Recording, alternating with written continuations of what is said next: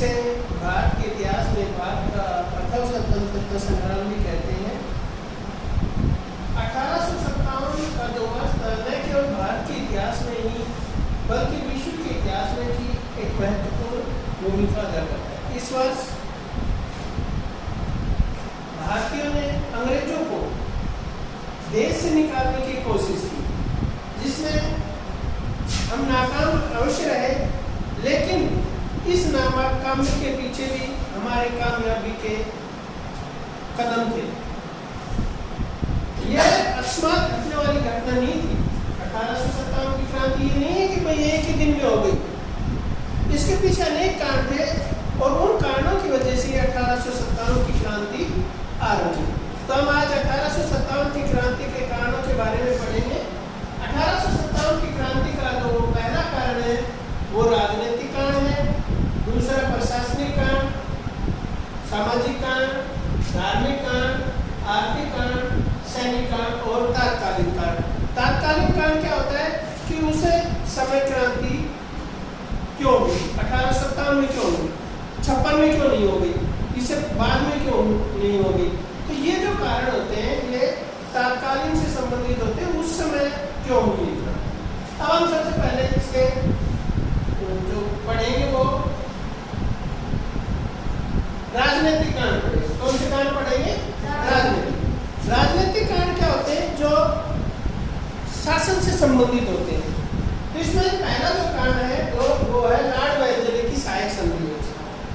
Lord वेल्लेस्ली है वो भारत के गवर्नर जनरल बनकर आए थे और वो 1798 से 1805 तक भारत के गवर्नर जनरल रहे। कब से? 1798 से 1805 तक। तो उन्होंने एक नीति चलाई जिसको सहायक संधि व्यवस्था के नाम से जाना जाता है। इस व्यवस्था के अंदर क्या था कि भारतीय राजा नवाबों को अंग्रेजों के साथ एक संधि करनी पड़ती थी और उस संधि की कुछ शर्तें थी। उन शर्तों का भारतीय राजा नवाबों को पालन करना पड़ता था। इसके बदले में कंपनी क्या करती थी? कंपनी उस भारतीय राजा नवाब की को रक्षा करने का आश्वासन देती थी। भाई अगर कोई बाहरी शक्ति आप पर आक्रमण करेगी तो हम आपकी सुरक्षा करेंगे। लेकिन इस संधि के दुष्परिणाम निकले। भारतीय राजा नवाब है वो अंग्रेजों के बंद पक्षी की तरह, जैसे पिंजरे में बंद पक्षी होता है ना, उस तरह से हो गए भारतीय राजा नवाब। वो उस पिंजरे से या अंग्रेजों की जो सहायक संधि व्यवस्था थी उससे बाहर ही नहीं निकल सकते थे। दूसरा पॉइंट आता है इसमें लॉर्ड डलहौजी की लैप्स की नीति। लॉर्ड डलहौजी एक कट्टर अंग्रेज थे जो 1848 से 1856 तक भारत के गवर्नर जनरल रहे। उन्होंने भारत में कट्टरवाद का चलन किया और इसके अंतर्गत उन्होंने भारतीय राजा नवाबों को अंग्रेजों में मिलाने के लिए जो वो कर सकते थे वो किया। इसके लिए उन्होंने लैप्स की नीति चलाई। कौन सी? लैप्स की नीति, जिसे इतिहास में हड़पने की नीति भी कह देते हैं। ये नीति क्या थी? इस नीति के अंतर्गत अगर किसी भारतीय राजा नवाब के यहाँ पुत्र पैदा नहीं होता था तो उस भारतीय राजा नवाब को की मृत्यु के बाद उसके राज्य को अंग्रेजी राज में मिला लिया जाता था। लॉर्ड डलहौजी की इस नीति के द्वारा बहुत से राज्यों को जैसे सतारा, संबलपुर, झांसी, इन राज्यों को उनके राजा की मृत्यु के बाद अंग्रेजी राज में मिला दिया। तो इसका काफी विरोध किया था। इसके बाद नाना साहेब और बहादुर शाह जफर की पेंशन बंद कर दी। नाना साहेब मराठा से संबंधित है और बहादुर शाह जफर अंतिम मुगल सम्राट थे। तो इनको ब्रिटिश सरकार ने जब अंग्रेजी राज में मिलाया था इनके राज्य को, तो एक पेंशन देने का आश्वासन दिया था, लेकिन अंग्रेजों ने वो राजा नवाबों की पेंशन बंद कर दी। बहादुर से यहाँ तक कि बहादुर शाह जफर के पुत्रों को भी मार दिया था उन्होंने। तो ये भी एक 1857 क्रांति का राजनीतिक कारण है। भारतीय राज्यों को ब्रिटिश शासन के अधीन करना, बहुत से राज्यों को मिला लिया किसी न किसी तरीके से, जैसे भी, चाहे युद्ध के द्वारा, चाहे संधि के द्वारा, समझौते के द्वारा ब्रिटिश राज्य का विकास किया गया, ब्रिटिश राज्य को बढ़ाया गया उन्होंने इसके लिए जो भी नीति अपनाती थी वो अवध विलय। अवध विलय एक अलग ही टॉपिक है। अवध में को सहायक संधि व्यवस्था के अंतर्गत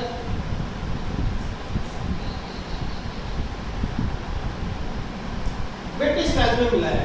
अब क्या था कि अवध के शासक ने अंग्रेजों से सहायक संधि व्यवस्था की शर्तों के अनुसार शासन करना शुरू कर दिया था, लेकिन लॉर्ड डलहौजी ने अवध के शासक पर संधि का पालन न करने का आरोप लगाकर और इसे ब्रिटिश राज में मिला दिया।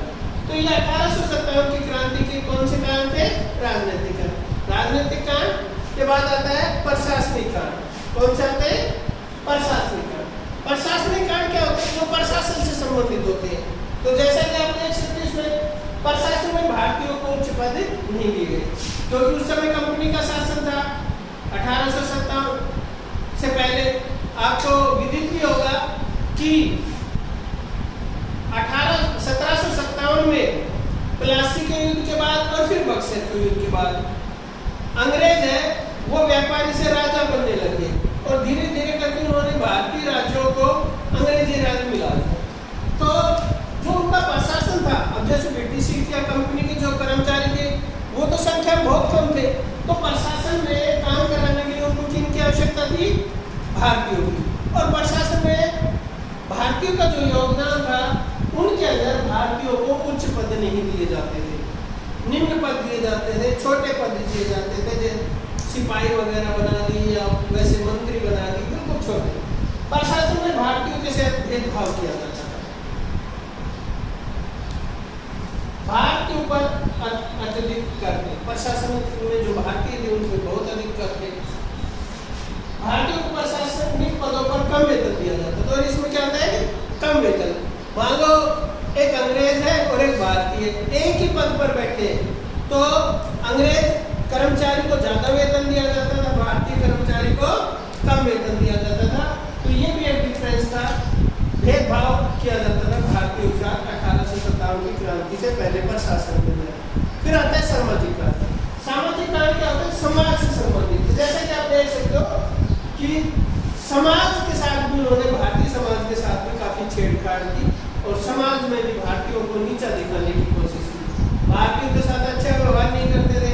जैसे कि आपको पहले बताया गया है कि वो भारतीयों को हबसी, काले कुत्ते, निग्रो आदि कहकर पुकारते थे। अंग्रेजों का सामाजिक मान्यता भारतीयों पर थोपना, और जो अंग्रेजों की मान्यताएं थी वो जबरदस्ती भारतीयों पर थोपी कि आपको ये काम करना पड़ेगा, समाज में इस तरह से रहना पड़ेगा। उन्होंने अपनी जो नीतियां थी वो भारतीयों के ऊपर थोप दी। सामाजिक बुराइयों को दूर किया, भी बहुत पुनर्विवाह हो गया। देखो ये कार्य अंग्रेजों की तरफ से अच्छे थे, जैसे सामाजिक बुराइयां थी उस समय, कन्यावध था, नरबली था, सती प्रथा थी, ऐसी बहुत सी सामाजिक बुराइयां थी जिनको अंग्रेजों ने दूर किया। इसी प्रकार विधवा स्त्री का विवाह नहीं होता था, तो लॉर्ड डलहौजी ने विधवा स्त्री को विवाह करने की आज्ञा प्रदान की, इसलिए कानून बनाया। लेकिन भारतीय लोगों ने इसको उल्टा समझा।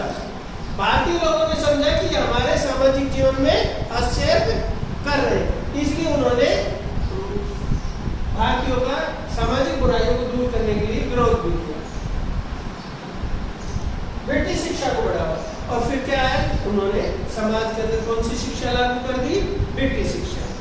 अब ब्रिटिश शिक्षा लागू करने का उनका एक उद्देश्य था। ब्रिटिश शिक्षा भारत में लॉर्ड विलियम बेंटिंग के समय में लॉर्ड मैकाले का, लॉर्ड मैकाले उनके सहायक थे। अब उन्होंने, मैकाले ने स्वयं कहा है कि हम भारत में अंग्रेजी शिक्षा इसलिए लागू करना चाहते हैं कि हमें एक ऐसा वर्ग चाहिए जो रंग और जाति में तो भारतीय हो लेकिन विचारों में एक अंग्रेज हो। तो इस तरह से अंग्रेजों का मुख्य उद्देश्य भारत में अंग्रेजी शिक्षा का लागू करने का ये था कि इससे उन्हें सस्ते कर्मचारी मिल सकते थे जो दुभाषीय का काम कर सकते थे। दुभाषी मतलब अंग्रेजी को भी जानते थे, वो जान जाएंगे पढ़ने के बाद, और भारतीय भाषाओं को जानते ही थे, और उनको मन चाहे वेतन में वो रख सकते थे। इसके बाद नेक्स्ट आता है धार्मिक धर्म। अंग्रेजों ने भारतीय धर्मों का मजाक उड़ाया, भारतीयों को जबरदस्ती ईसाई बनाया, उन्हें पदोन्नति नहीं मिली भारतीयों को। भारतीय सैनिक जो धर्म के थे उनको ऊंचे पद नहीं दिए प्रशासन में या सेना में, जहाँ भी थे। वंशों का हिंदू कानून में बदलाव। एक क्या किया कि अंग्रेजों ने कानून बना दिया जिसको वंशों में हिंदू कानून कहते हैं। इसके अंदर क्या था कि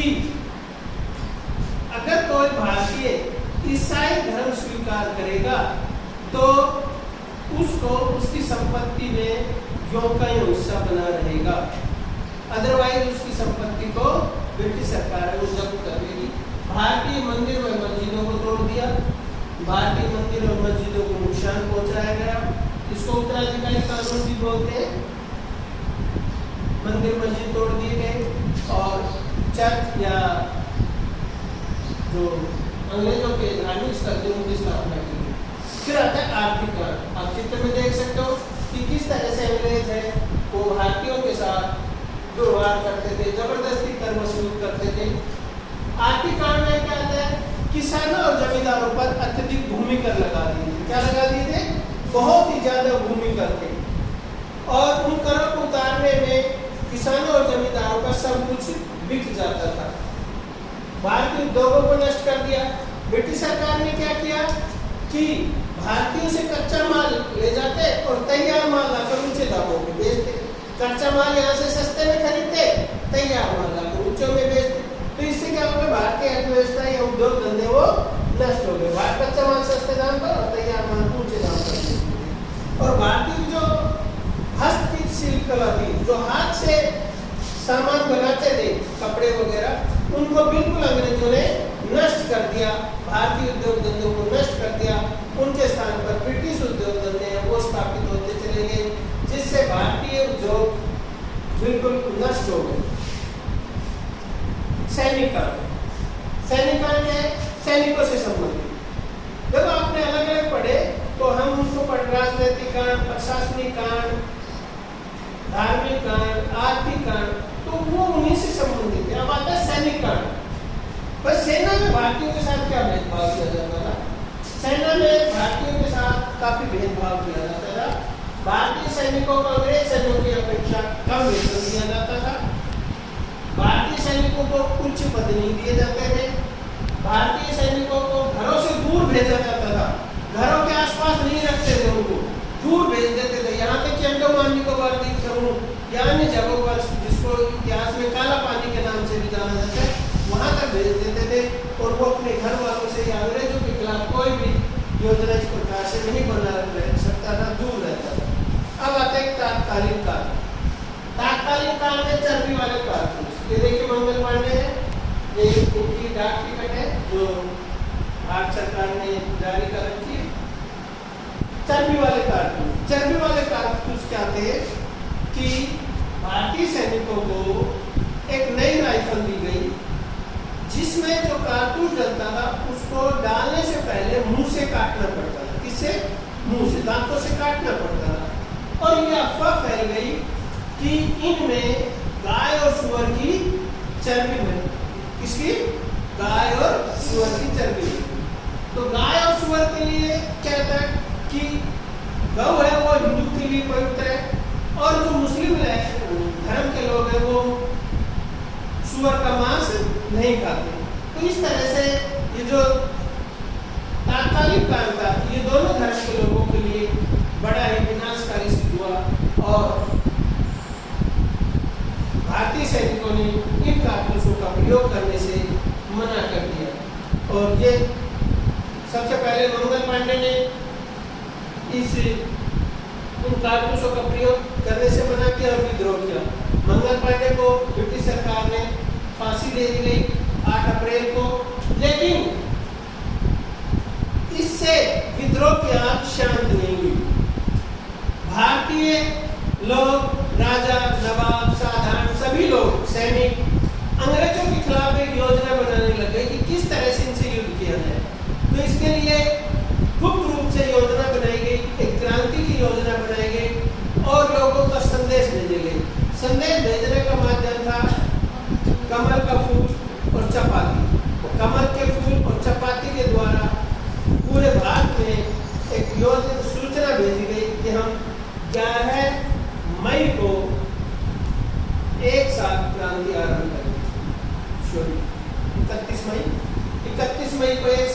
क्रांति आरंभ करेंगे, लेकिन 10 मई को ही मेरठ छावनी से क्रांति आरंभ हो गई। 11 को भारतीय सैनिक है वो दिल्ली आ गए और उन्होंने बहादुर शाह जफर को अपना नेता घोषित कर दिया। किसको? बहादुर शाह जफर को।